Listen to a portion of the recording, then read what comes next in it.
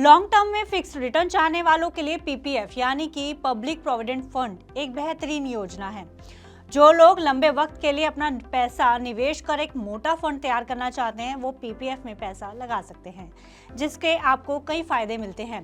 PPF में जहां आपका किया निवेश पूरी तरह सुरक्षित रहता है, वहीं आपको इसमें सालाना दर से एक निश्चित रिटर्न भी मिलता है।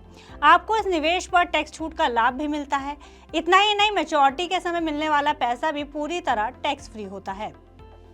कुल मिलाकर पीपीएफ एक बेहतरीन निवेश स्कीम है जिस पर मौजूदा समय में 7.1% की दर से सालाना ब्याज भी मिलता है।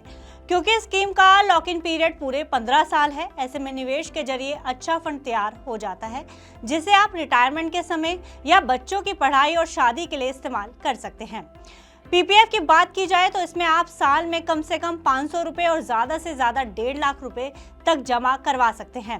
इस पर मिलने वाला ब्याज हमने आपको पहले ही बता दिया, सरकार द्वारा तय किया जाता है, जो मौजूदा समय में 7.1% है। अगर आप पीपीएफ में हर महीने या साल में एक अच्छा अमाउंट निवेश करते हैं तो आप 15 साल में एक बड़ा अमाउंट क्रिएट कर सकते हैं। लेकिन अगर आप इसमें 15 साल के बाद भी बने रहना चाहते हैं तो आपको इसे एक्सटेंड करने का भी ऑप्शन मिलता है, यानी आप 15 साल के लॉक इन के बाद भी स्कीम को कंटिन्यू कर पैसा जमा करवा सकते हैं और पीपीएफ पर मिलने वाले फायदों को कंटिन्यू कर सकते हैं।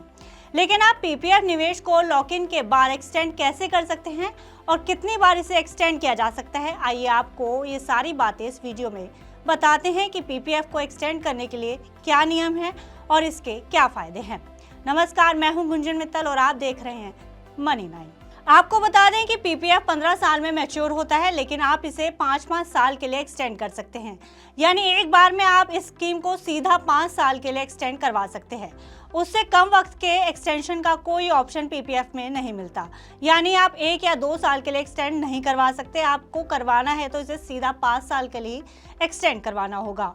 पीपीएफ को एक्सटेंड कर आप इसमें अपना कंट्रीब्यूशन जारी रख सकते हैं।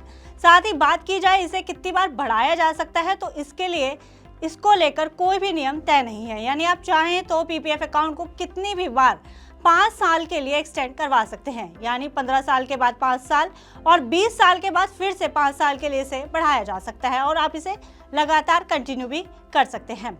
अब बात की जाए कि इसे एक्सटेंड करवाया कैसे जा सकता है, तो इसके लिए आपको अपने बैंक या पोस्ट ऑफिस जहां भी आपका पीपीएफ अकाउंट चल रहा है वहां एक एप्लीकेशन देनी होती है, जिसे आपको अपने अकाउंट के मैच्योरिटी की तारीख से 1 साल पहले जमा कराना होता है। अगर आप समय रहते इस एप्लीकेशन को जमा नहीं करा पाते तो आप अकाउंट को एक्सटेंड नहीं करवा पाते।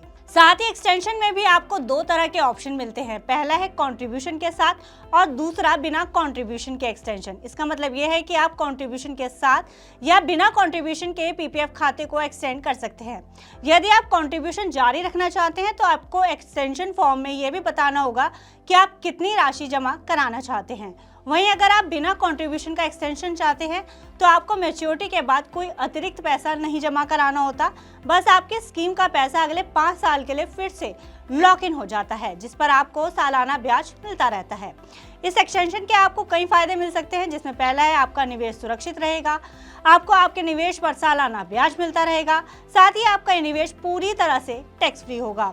ऐसे में अगर आपको मैच्योरिटी के समय फंड की खास जरूरत नहीं है तो इसे एक्सटेंड करवाने में ही भलाई है, ताकि आप इन सभी फायदों को कंटिन्यू रख सकें। फिलहाल इस खबर में इतना ही। आप बिजनेस से जुड़ी अन्य खबरों के लिए देखते रहिए मनी 9।